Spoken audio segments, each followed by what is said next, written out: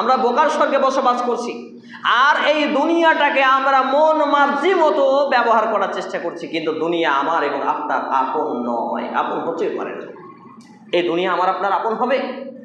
এক্ষুনি আমার যদি মৃত্যু হয়ে যায়, আমার মূল্য আছে? আপনার মৃত্যু হয়ে যায়, কোনো মূল্য আছে? এই বাড়ি গাড়ি, টাকা পয়সা, ধন সম্পদ, বিল্ডিং, প্রাসাদ, এত কিছু কোনো মূল্য আছে?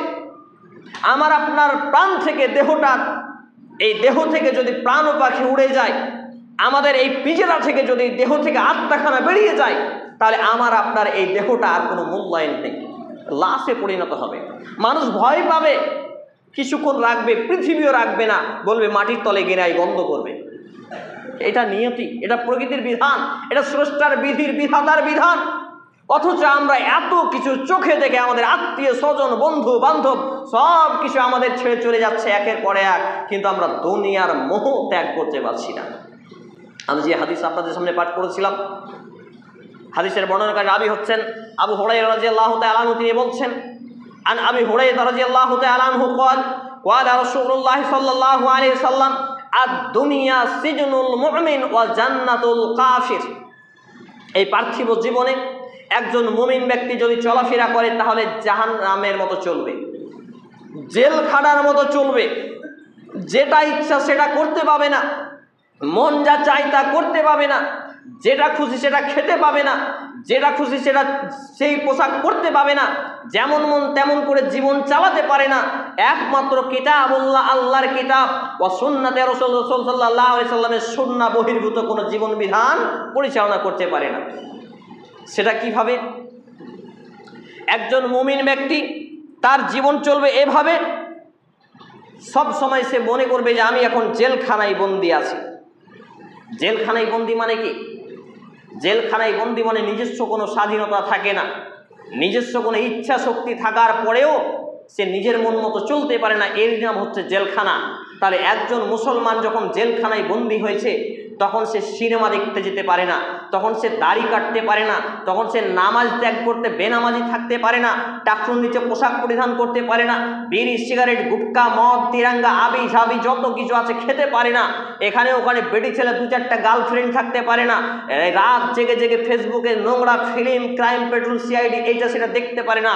অ্যাজ এ মুসলিম হিসেবে তার এখন করণীয় হয়েছে, এবং সে মুমিন হিসেবে তার এখন করণীয় হলো একমাত্র আল্লাহর কিতাব, কিতাবুল্লাহ কোরআন দিয়ে ও সুন্নাতে রাসূলুল্লাহ বলি সাল্লাল্লাহু আলাইহি সাল্লামের সুন্নাহ দিয়ে তার জীবনকে এখন পরিচালনা করবে, এর বাইরে কিছু নাই।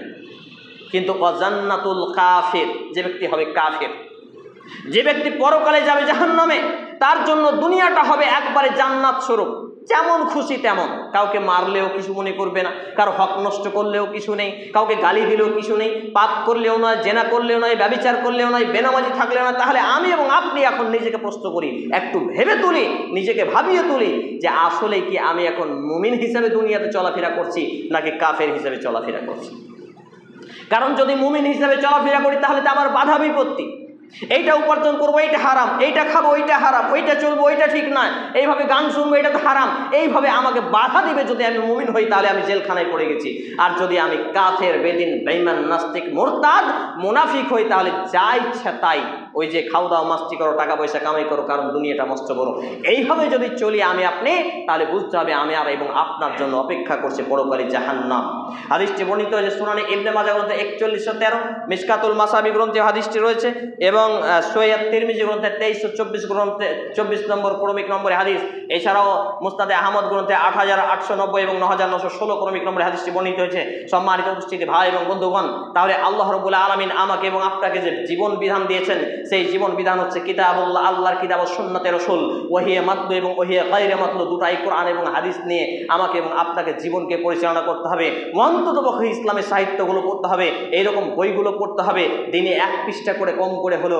ফেসবুকে গিয়ে আপনি শুধু আজকে তর্ক করছেন ইসলাম নিয়ে, অথচ ইসলামে আপনি মসজিদে আপনাকে খুঁজে পাওয়া যায় না হারিকেল জ্বালিয়ে। এইরকম মুফতি হওয়ার দরকার নেই। ফেসবুকে অনেক মুফতি দেখছি বড় বড় দাড়ি টুপি পাঞ্জাবি, অথচ মসজিদে তাকে খুঁজে পাই না।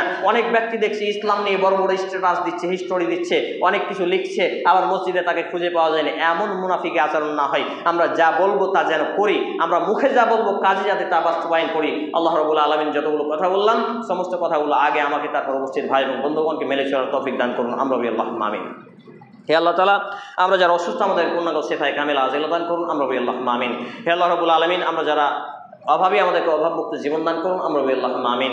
হে আল্লাহ তাআলা, আমাদের যারা মুসলমান হয়ে মৃত্যুবরণ করেছে, বিশেষ করে আমার মা এবং নানি, উপস্থিত ভাই এবং বাবা জীবনদের আত্মীয় স্বজন, বাপ মা ভাই বোন যে বা যারাই মুসলমান হয়ে মৃত্যুবরণ করেছে, আল্লাহ আপনি তাদের জীবনের ভুল ত্রুটি ক্ষমা করুন, তাদের কবরে শান্তির বিছানা বিছিয়ে দিন, তাদেরকে জান্নাতুল ফেরদাউস নসিব করুন। আমরা বলি আল্লাহুম্মা আমিন।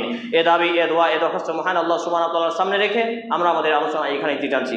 আল্লাহুম্মা সাল্লি আলা মুহাম্মাদিন ওয়া আলা আলি মুহাম্মাদ كما صليت على إبراهيم وعلى آل إبراهيم إنك حميد مجيد اللهم بارك على محمد وعلى آل محمد كما باركت على إبراهيم وعلى آل إبراهيم إنك حميد مجيد سبحان ربك رب العزة عما يصفون وسلام على المرسلين وآخر دعوانا الحمد لله رب العالمين السلام عليكم ورحمة الله